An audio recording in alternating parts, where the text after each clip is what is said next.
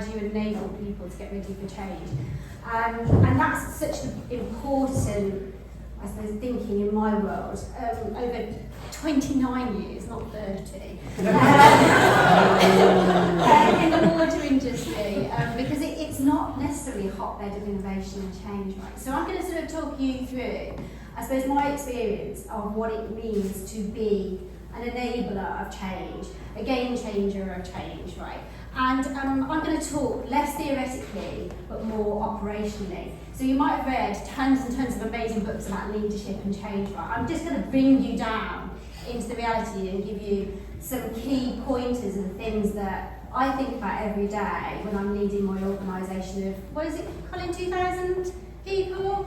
And then how we create that movement. So I'm going to talk about a few things. So I'm going to talk about movements, get going, and then I'm going to talk about my sort of secret sauce, right?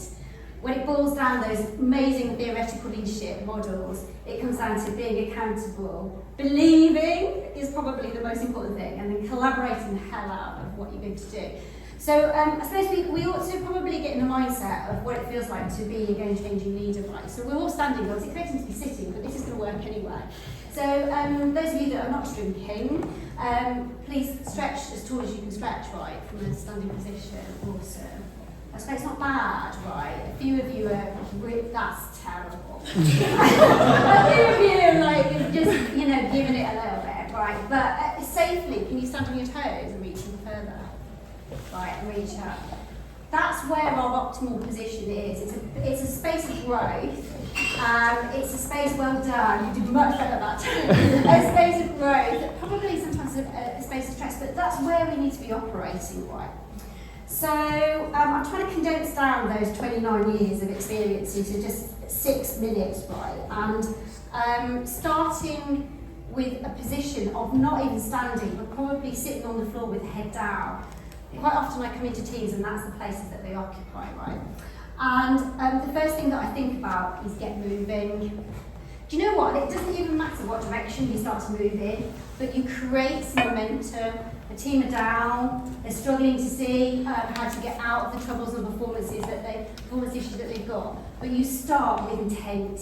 It's a conscious thing that you do. Now, it doesn't have to be perfect, it doesn't have to be amazing, it doesn't have to even be the most innovative, disruptive thinking, but it has to be movement. And 14 months ago, I joined an absolutely amazing organisation called Anglian Water. It's truly purposeful, value-driven. It's just absolutely wonderful. But we've had our performance trouble. And the team that I joined, it's fair to say, were definitely sitting on the floor with their head down. And intentionally, I came into the organisation and said, I'm going to do one thing, because I hadn't got months behind me to work out the strategy, the diagnosis, the disruption. I just needed to get this team to start believing.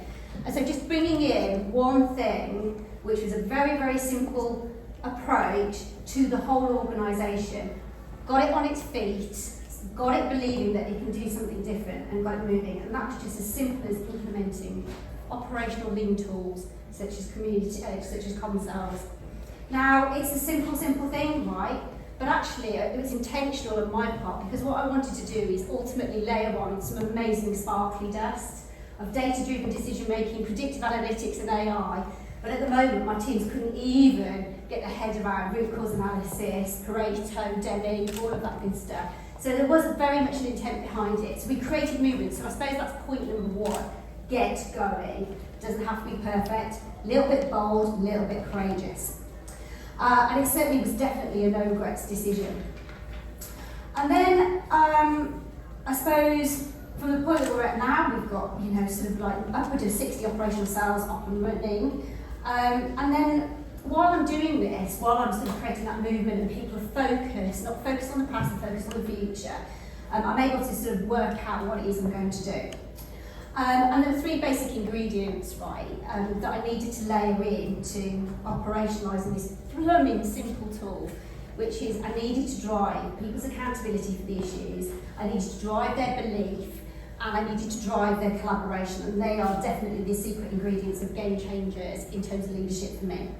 So, accountability, right, I don't know, has anyone ever been in a situation of crisis, right, and your fight or flight mechanism kicks in, right, what happens? You just literally curl up into the tightest ball, when actually what you should be doing is unfurling and inviting people in to help you. And so point number one, which is about accountability, is about creating that focus, that intent, the things that are within your control that you can fix. You know, and looking at Deming, looking at root cause analysis and going, what are the couple of things that I'm going to actually change? And I'm talking right at the grassroots level here. I'm not even talking about, you know, glorified directors like people in this room like myself. I'm talking about how do you give control to the folks at the front line that are really going to drive that change. The second point about belief is so important. I always come back to this phrase, which sits with me over many years, which is you need to have the stark reality of where you are today, but an utter belief that you're going to get out of it, right? It just literally resonates with me. Don't be blinded by your problems, but be hopeful, because that's human beings, we're hopeful, with the belief that you can move.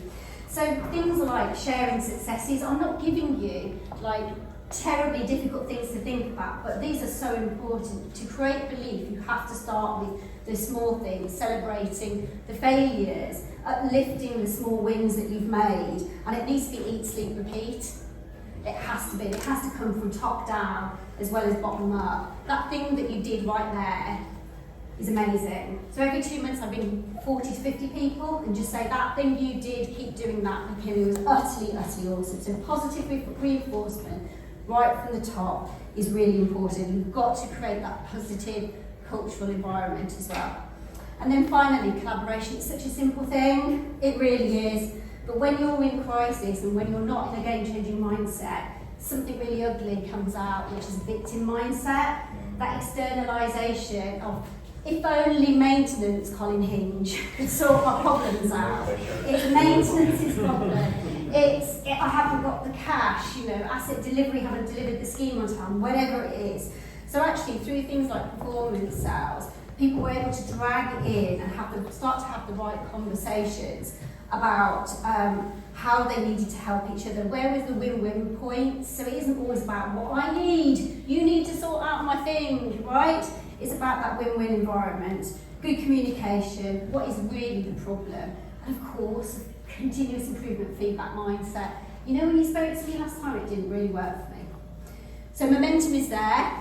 Okay, you're now almost on your toes, reaching upwards, and at that point you can go in and layer in disruptive technologies, AI, predictive analytics, because the culture of your organisation, your leaders suddenly become fit for purpose. At this point, you're on the pitch, you've got a strategy.